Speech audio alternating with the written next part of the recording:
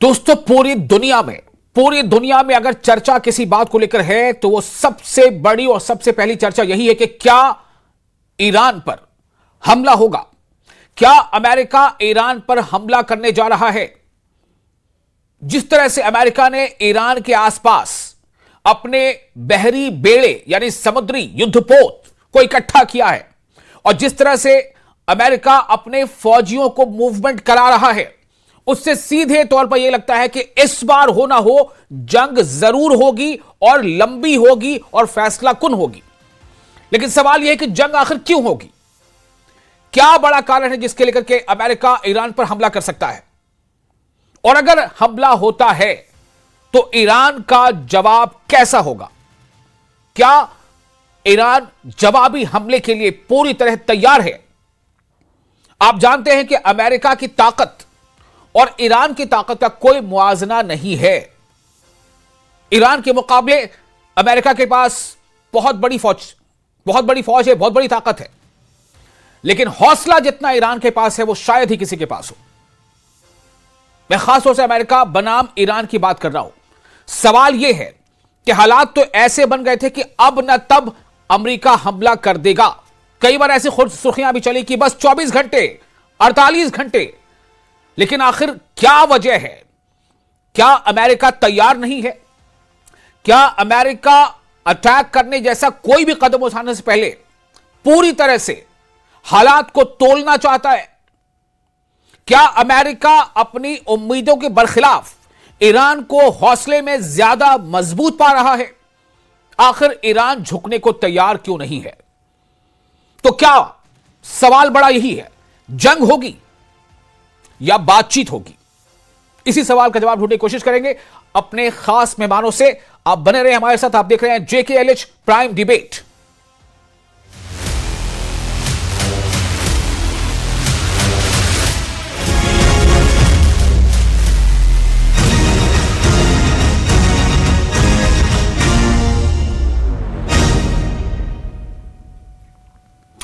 तो वॉर या डायलॉग यानी युद्ध या बातचीत, जंग या मुज़ाकरात भी आमतौर से होते हैं बराबर के लोगों में। क्या यहां पर लग रहा है कि ईरान ने ऐसी पोजीशन ले ली है कि वह अमेरिका की बराबरी कर रहा है। क्या ऐसा लग रहा है कि अमेरिका ईरान के इर्द गिर्द आकर खुद को फंसा हुआ महसूस कर रहा है, और क्या हालात ऐसे बनते जा रहे हैं कि जंग शायद ना हो, बातचीत हो।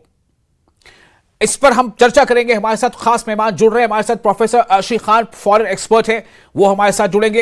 हमारे साथ मोहिबुल हक फॉरेन एक्सपर्ट, ये हमारे साथ जुड़ चुके हैं, और ब्रिगेडियर धीमान डिफेंस एक्सपर्ट हमारे साथ जुड़ चुके हैं। मोहिबुल हक साहब और ब्रिगेडियर धीमान, आप दोनों का बहुत बहुत स्वागत है।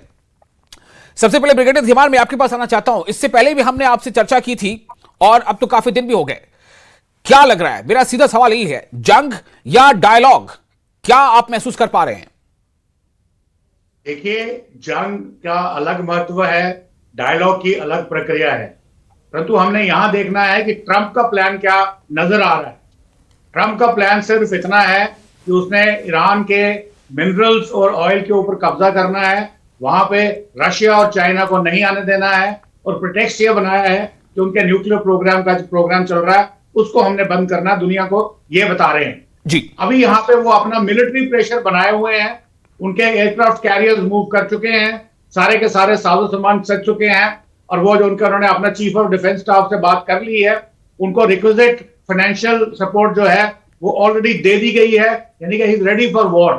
परंतु ट्रंप ये भी जानते हैं कि अगर वो इस वक्त वॉर पे जाते हैं तो इस वक्त जो पब्लिक ओपिनियन जो उनके फेवर में चल रहा है, शायद जो एंटी एस्टैब्लिशमेंट चल रहा है आयतुल्ला खमीनी के खिलाफ जो प्रोटेस्ट हो रहे हैं, वो सारे के सारे रिवर्स हो जाएंगे एंटी अमेरिका, जैसा कि 1979 में हुआ था। तो this will be A counter productive move. Plus अगर वो कर भी लेते हैं, अगर आयतुल्ला खुमानी को हटा भी लेते हैं, तो उनके पास इस वक्त एक्स्ट्रा इस वक्त कोई रेडी आदमी अवेलेबल नहीं है जो उनको रिप्लेस करे और जो पॉपुलर गवर्नमेंट चला सके। हालांकि रजा पहलवी का नाम चल रहा है, परंतु अभी वो उस लेवल में पहुंचे नहीं है। तो ऐसी सिचुएशन में ट्रंप क्या कर रहे हैं कि वो प्रेशर पे प्रेशर बनाए जा रहे हैं। परंतु अगर आपको सुबह की खबर अगर आपको याद हो कि सैटेलाइट पिक्चर्स ने बताया है कि जितने भी वो 3 साइट्स थे, फोर्डू, इस्फान और वो तीसरा जो है, वहां पे देखा गया है रीइंफोर्स कंक्रीट की छतें बनी जा रही हैं। इसका मतलब ये है कि वहां पे जो न्यूक्लियर प्रोग्राम चल रहा था या नहीं चल रहा था या फैसिलिटी थी, उसके ऊपर अमेरिका ने हमला किया था अपने मैसिव ऑपरेशन एमओपी जी, के साथ DB-37 ऑपरेशन नाइट हैमर। जी ऑपरेशन हैमर के अंदर। जी परंतु उस वक्त वो पता चला कि वो शायद उसको डिस्ट्रॉय नहीं कर पाए हैं, क्योंकि उसकी कैपेबिलिटी है 80 मीटर की पेनिट्रेशन, 300 फुट की। शायद फोर्डो में वो उससे ज्यादा था। तो जी ये क्लैरिफिकेशन नहीं है, परंतु ये पता है कि इससे ज्यादा खतरनाक बम अमेरिका के पास नहीं है। इसका मतलब अगर वो न्यूक्लियर फैसिलिटीज के ऊपर अटैक करता है उस जी जी ब्रिगेडियर, आपकी आवाज नहीं आ रही है। ऐसी रिहैबिलिटेशन तैयार कर रहे हैं, हाँ हाँ ऐसी प्रोटेक्शन दे रहे हैं जी कि उस प्रोटेक्शन के दौरान वो पाकिस्तान अमेरिका उसको डिस्ट्रॉय ना कर पाए। जी अब अमेरिका के पास क्या ऑप्शन बचती है? वो ये बोल रहे हैं दुनिया को कि हम ईरान को बोल रहे हैं कि आपके आके मुज़ाकरात के लिए आप टेबल पे आइए, परंतु उनका जो टाइम बाय कर रहे हैं CIA और मोसाद पर लगा करके कि उनके पास कैपेबिलिटी है कि वो किसी तरीके से ब्लडलेस कू करें। इंडियन आयतुल्ला खुमानी और उसके जो IRGC के मेन लोग हैं उनको एलिमिनेट करे इन अ ब्लडलेस मैनर, ताकि किसी को कोई शक ना हो। तो इस किस्म की चूहे बिल्ली का खेल चल रहा है, चेस गेम चल रही है। अभी ये कहना बड़ा मुश्किल है कि जंग नहीं होगी या होगी, हो भी सकती है, और अगर हुई तो इस समय ये बहुत बड़ा बेहतर होगा। और यहाँ पे हमने ये भी देखना है कि ईरान चाहे मुंह पे जो भी कहे, जितना भी स्टांस हार्डन करे, हार्डन करने के बाद उसके पास पावर कहां से आ रही है? पावर आ रही है रशिया और चाइना से। ठीक है, इस पर हम बाद में बात करेंगे, सेकंड फेज में। ब्रिगेडियर, फिलहाल मैं रुक करता हूं अपने दूसरे पैनलिस्ट का। प्रोफेसर हमारे साथ मौजूद है, मोहिबुल हक, फॉरेन एक्सपर्ट है। मोहिबुल हक साहब, मेरा सवाल सीधा अभी यही है, पिछले लगभग महीने 1.5 महीने से लगातार हर लम्हा, यानी इंसान रात में सोता है, सुबह जगता है तो उसके जहन में यह सवाल होता है कि कहीं अमेरिका ने अटैक तो नहीं कर दिया, या क्या अमेरिका ने अटैक कर दिया तो ईरान ने किस तरह से जवाब दिया। मैं आपसे जानना चाहता हूं, यह सवाल कब तक बरकरार रहेगा? देखिए, अभी जो कॉन्फ्लिक्ट की एक सिचुएशन बनी हुई है, जो एक स्टैटमेंट बना हुआ है ईरान और अमेरिका के बीच में, हमें यह जानना चाहिए कि ईरान के लिए कोई नई चीज नहीं है जी। 1979 के इस्लामी इनकलाब के बाद से आज तक अमेरिका का रवैया ईरान के साथ बहुत ही हॉस्टिलिटी का रहा है जी। और चाहे वो सैंक्शन की सूरत में हो या कहीं कहीं कन्फ्रंटेशन की सूरत में हो। अमेरिका ने इजराइल के जरिए एक प्रॉक्सी वार ईरान के खिलाफ ऑलरेडी वेज कर रखी है, इससे भी इनकार नहीं किया जा सकता जी। अब आज की सूरत हाल ये है कि एक कोएर्सिव डिप्लोमेसी का एक फेज होता है जो अमेरिका अपनाना चाह रहा है।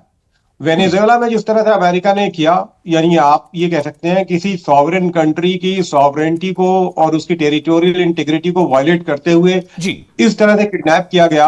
हाँ। और उसके बाद से जो कुछ आपके सामने हुआ, तमाम इंटरनेशनल लगी धज्जियां उड़ा दी गई जी। अमेरिका के खिलाफ कुछ नहीं हुआ, तो उससे अमेरिका इम्बोल्डन होता है। और चूंकि जो पोस्ट कोल्ड वॉर फेज है जिसमें अमेरिका को चैलेंज करने वाला या अमेरिका की बालादस्ती, रादर अगर उसे आम जबान में कहा जाए अमेरिका की गुंडागर्दी को पूरी दुनिया में चैलेंज करने वाला कोई नहीं है, तो ऐसी सूरत में अमेरिका इम्बोल्डन है। तो वो चाहता है कि जो हमने वेनेजुएला में किया वैसा कुछ ईरान में करें। लेकिन एक बात याद रखना चाहिए, ईरान कोई ऐसा मिलिट्री डिक्टेटर के अंदर में नहीं आता, या ईरान में कोई ऐसा अनपॉपुलर एक रूलर या किंग नहीं है जिसके खिलाफ आप कू करा दें या कोई प्रोटेस्ट का जरिया एक यानी वहां तख्ता पलट करा दें जी। इसलिए कि ईरान एक आइडियोलॉजिकल स्टेट है और एक नजरियाती ममलिकत होने की वजह से उसके जो रूट्स हैं इस रिजीम के वो बड़े स्ट्रांग हैं जी।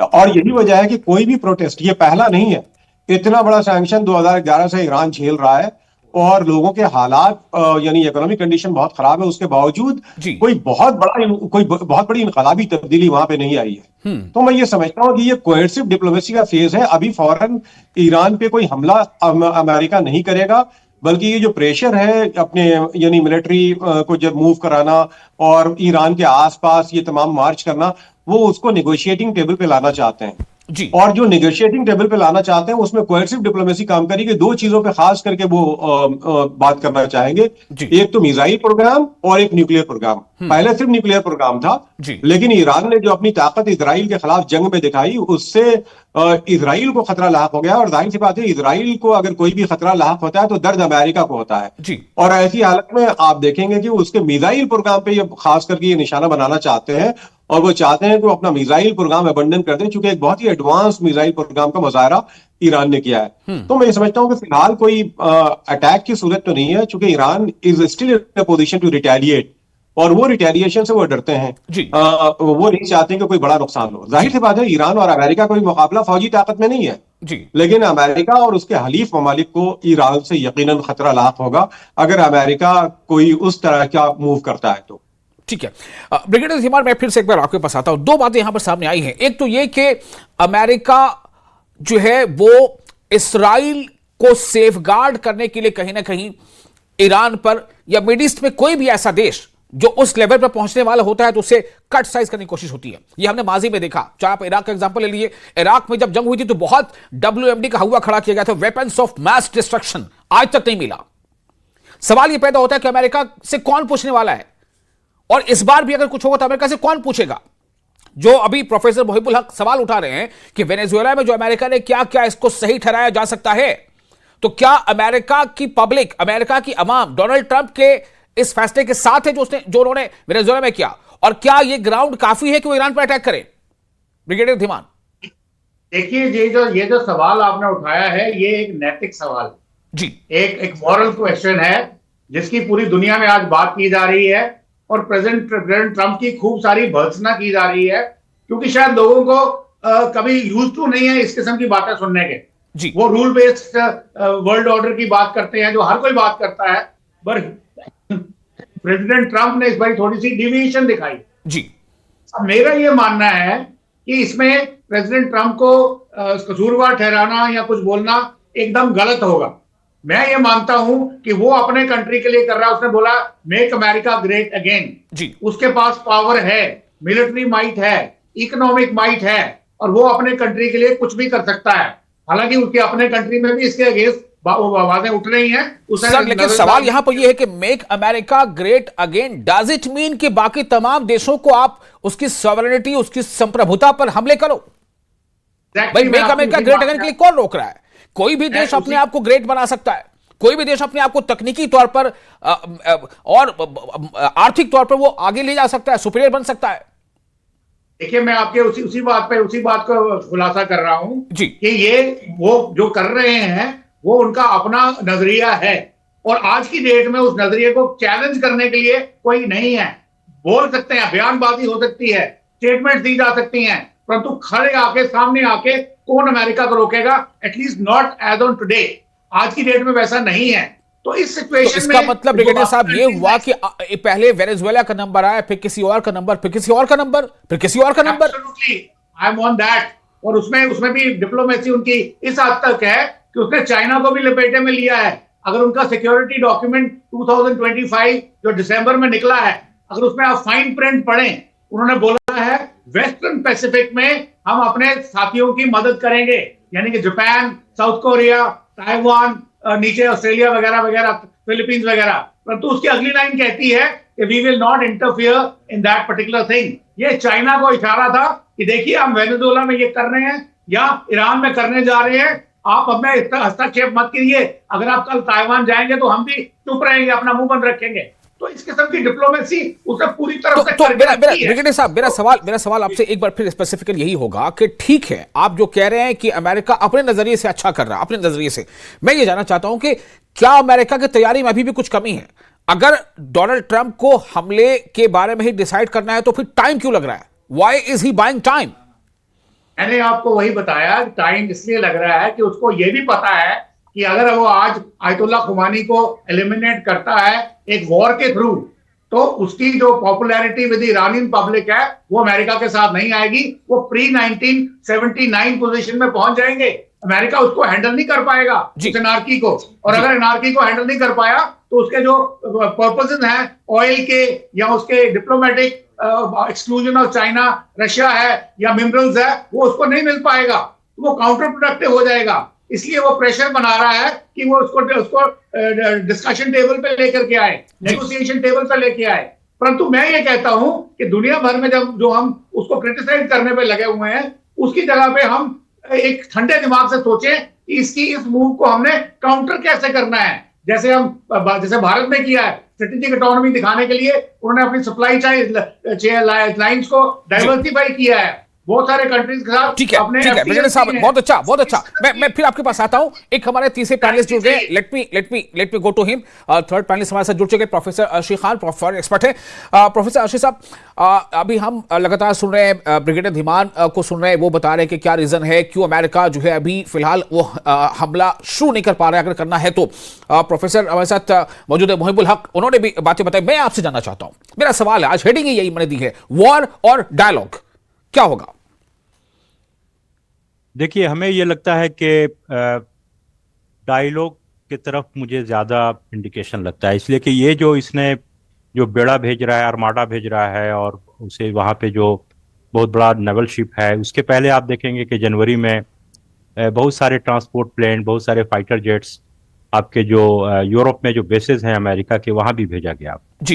ये बेसिकली एक मेरा जो सोचना है वो ये है कि ये ईरान पे प्रेशर दे रहा है कि ईरान लीडरशिप जो है वो प्रेशर में आ जाए और इन्फिनिटी कॉम्प्लेक्स में आ जाए, मतलब डर में आ जाए। दूसरी तरफ ये चाह रहा है कि जो इंटरनल जो प्रॉक्सीज हैं अमेरिका के वहाँ पे, जैसे जो आपके रॉयल प्रो रॉयल जो लोग हैं, प्रो शाह जो लोग हैं जी, और एमईके वाला जो ग्रुप है आपके वो, और उसके अलावा जो कुर्दिश ग्रुप है, बलूची ग्रुप है, इसमें ये लोग बैठे हुए हैं जो आपके जायनिस्ट हैं या अमेरिकन हैं। तो वो चाह रहे हैं कि इनको किसी तरह से बढ़ावा दें और उछाल दें, कि इसलिए कि जब गवर्नमेंट दोनों तरफ से जब कमजोर होगी तो वो नेचुरली झुक के बात करेगी। लेकिन दूसरी तरफ आप देखते हैं कि अमेरिका ने, ईरान ने कहा कि मैं डायलॉग करने को तैयार हूं, लेकिन ऑन इक्वल फुटिंग, मतलब ये नहीं कि आप हमें बेइज्जत करें और धमकाएं और फिर डायलॉग भी करें।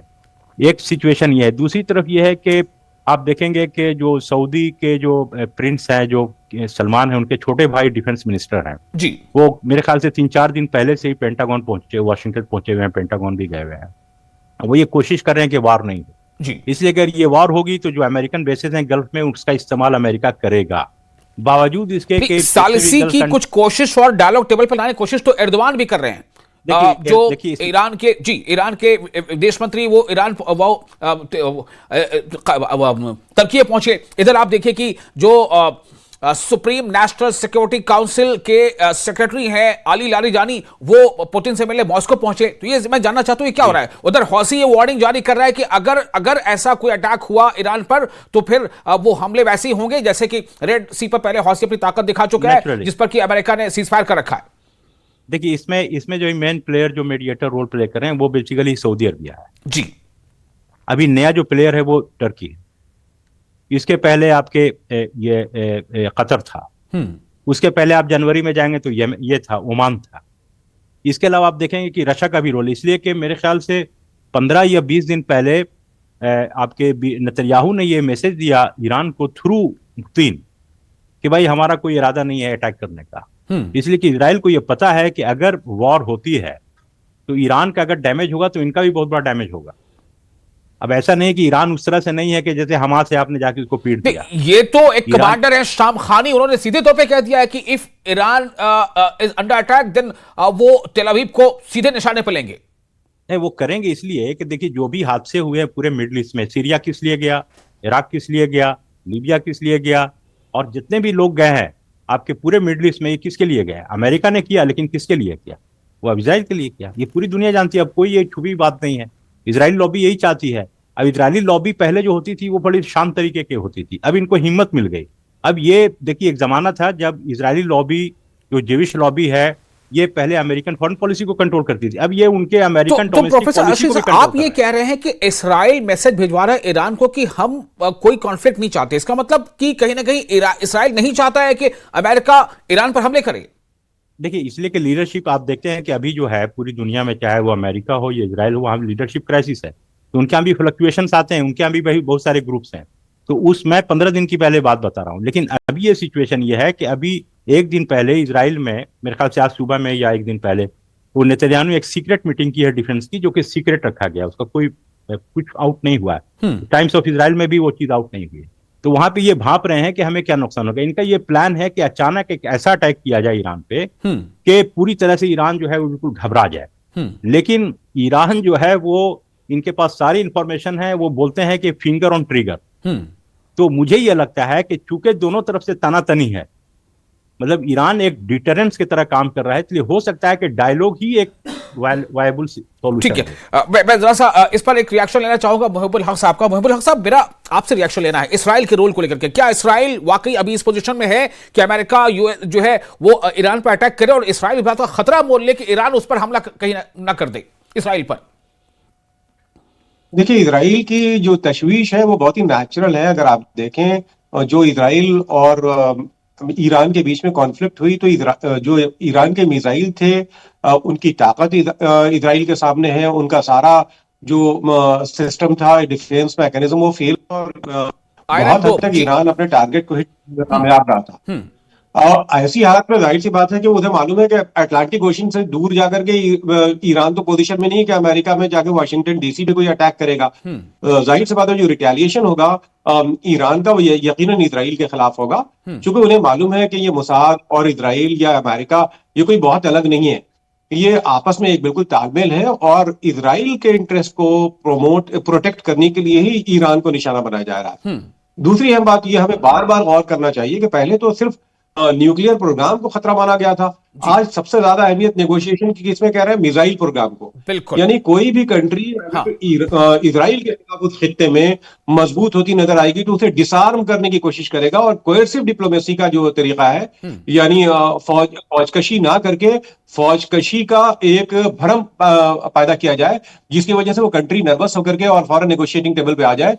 लेकिन मैं समझता हूं कि ईरान, ब्रिगेडियर धीमान भी कह रहे थे। ब्रिगेडियर, मैं आपके पास जाना चाहता हूं, वो साहब मुझे थोड़ा उनसे एक सवाल लेके जाने दीजिए। ब्रिगेडियर समान, अभी आपने यही बात कही थी कि कहीं ना कहीं वो अमेरिका जो है वो सिर्फ चाह रहा है कि एक धौंस पैदा करके, डर और खौफ पैदा करके वो तमाम बातें मनवा ले जो ईरान से मनवाना चाहता है। मैं आपसे जानना चाहता हूं कि क्या इसराइल का इसमें आप कोई रोल देख पा रहे हैं सीधे तौर पर? क्या इसराइल डरा हुआ है? ब्रिगेडियर धीमान, कि सबसे पहले जो आपने बोला कि वो धौंस जमाना चाहता है, इसको बड़े 200-300 साल से ये चीज एक नॉर्मल डिप्लोमेसी का अंग है, जिसको हम गन बोट डिप्लोमेसी पहले कहते थे, अभी इसके डिफरेंट नाम आ गए हैं। तो इसलिए जो ट्रम्प कर रहे हैं कोई बड़ी नई बात नहीं है। अब बात आती है इजराइल की। जब पिछली बार भी आपने देखा इजराइल के ऊपर अटैक हुआ, परंतु उनके आयरन ड्रोम ने उनकी ऑलमोस्ट 95% मिसाइल्स को इंटरसेप्ट कर लिया। बिल्कुल किया बहुत कम नुकसान, लेकिन जो इंटरसेप्ट नहीं, उन्होंने तबाही भी काफी मचाई, परंतु नहीं, बहुत कम तबाही हुई। परंतु आज उसके बाद जब ईरान ने मिसाइल्स के ऊपर भी पूरा फोकस रखा हुआ है, तो वो इजराइल जानता है कि उसकी मिसाइल शायद, अगर पिछली बार 95% इंटरसेप्ट हुई थी, इस बार शायद कम होगी, क्योंकि उनके भी जो सिस्टम्स होंगे वो पहले से बेटर होंगे। इसका मतलब ये है कि अगर आप युद्ध में जाते हैं तो आपका भी नुकसान होगा। आप चाहे अल्टीमेटली विक्टोरियस आए, परंतु नुकसान जरूर होगा। वो उसको बचाने की फिराक में है कि हम एक कोवर्ट ऑपरेशन करें CIA मोसाद का, और उस तरीके से ऐसी सिचुएशन क्रिएट करें ईरान में कि वहां पे एक रजीम चेंज हो, और नया रजीम प्रो अमेरिका अगर ना हो तो एंटी अमेरिका भी ना हो, और अमेरिका की जो स्ट्रेटेजिक ऑब्जेक्टिव्स हैं उनको पूरा करने में पूरी सफलता मिले। ये है उनका ऑब्जेक्टिव। ठीक है, ओके। अब मैं अपने सवाल का थोड़ा सा मैं छोटा सा जवाब चाहूंगा। प्रोफेसर अर्शी, तमाम चीजों को मद्देनजर रखते हुए और अपने तजुर्बात, अपने ऑब्जर्वेशन को मद्देनजर रखते हुए आप क्या कहने जा रहे हैं? क्या अमेरिका अटैक करेगा, हिम्मत दिखाएगा, अटैक कर सकता है, या फिर डायलॉग तक ही बात जाएगी? एकदम इख्तिसार में देखिए, मैं कहूंगा मोर देन 50% अटैक नहीं करेगा, ठीक है, लेकिन अटैक का भौकाल ये बना रहा है जी। दूसरी बात मैं एक कहना चाहूं कि टाइम्स ऑफ इजराइल में मैंने आर्टिकल वहां पे पढ़ा, जो बहुत ही बड़े एक्सपर्ट थे, मैं नाम भूल रहा हूं, उन्होंने ये कहा कि जो ईरान ने जो मिसाइल छोड़े थे उसमें से 14% मिसाइल गिरे जी, तो 560 उसने मिसाइल छोड़ा है। अब उसके हिसाब से 14%, ये टाइम्स ऑफ इजराइल की बात जी। अगर आप ईरान से बात करें, वो कहते हैं कि ज्यादा है। तो हमारे धीमन साहब जो बोल रहे हैं, ब्रिगेडियर साहब, के सिर्फ 95% को रोका है, ऐसा नहीं है। और बहुत ज्यादा तबाही, इसलिए कि 12 दिन की लड़ाई में चौथे या 5वें दिन इजराइल ने पकड़ लिया हाथ इसका, इजराइल अमेरिका का, कि अब ये सीज फायर करो, इसलिए इजराइल सीज फायर नहीं करता किसी से। हाँ। और करता भी है तो उसको वायलेट करता है। और मैं आपको बताऊं कि जब सीज फायर हुआ ईरान से, तो सीज फायर के बाद भी ईरान ने एक मिसाइल और मारा, उसका जवाब नहीं दिया इसने, इजराइल ने। ठीक तो है। ये इजराइल को पता है, अमेरिका को भी पता है, हाँ। कि शायद उनको भी एक मजबूत ओके, तो आपने 50% से ज्यादा चांसेस ये बताया है कि वॉर नहीं होगी, डायलॉग होगा। मोहिबुल हक साहब, आपको क्या लगता है, 50-50 में आप हैं या 60-40 है, वॉर होगी या डायलॉग होगा? देखिए, वॉर तो नहीं होगी। एक आध कोई इस तरह का अमेरिका अगर बहुत ज्यादा कुछ करेगा तो एक आध कोई मिलिट्री स्ट्राइक कर दे, उससे ज्यादा कुछ नहीं करेगा। फुल फ्लेज वॉर में तो जाने की पोजीशन नहीं है, ये अमेरिका नहीं करेगा। और मैं ये समझता हूं कि वॉर की प्रोबेबिलिटी तकरीबन नहीं के बराबर है। जो ब्रिगेडियर साहब कह रहे थे कि इंटरनल कॉन्फ्लिक्ट के जरिया, और ये डेमोन्स्ट्रेशन है जो उनके CIA मोसाद का जो ऑपरेशन है उसके जरिए ही वो कोशिश करेंगे, लेकिन वो मुमकिन नहीं है ईरान में। क्योंकि मैं बार बार कह रहा हूं, ईरान का ब्रिगेडियर साहब, वॉर या डायलॉग?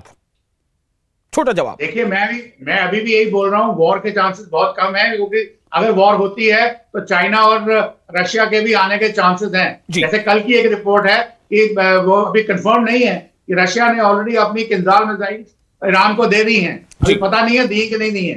उसके बारे मैंने में पहले भी बताया कि जो सुप्रीम नेशनल सिक्योरिटी काउंसिल है ईरान की, उसके सेक्रेटरी की मॉस्को में मुलाकात हुई है पुतिन से। बहरहाल, बहुत शुक्रिया आप तमाम मेहमानों का इस खास और बहुत ही हसास मौजू पर अपनी बात रखने के लिए। वॉर किसी भी सूरत में बेहतर नहीं है, बेहतर हो कि डायलॉग हो जाए, हम सब यही कह सकते हैं, क्योंकि war is not at any cost is good for the human beings. Thank you. आप बने रहे न्यूज़ 18 के साथ। एक इस वक्त बड़ी खबर आपको देने जा रहे हैं।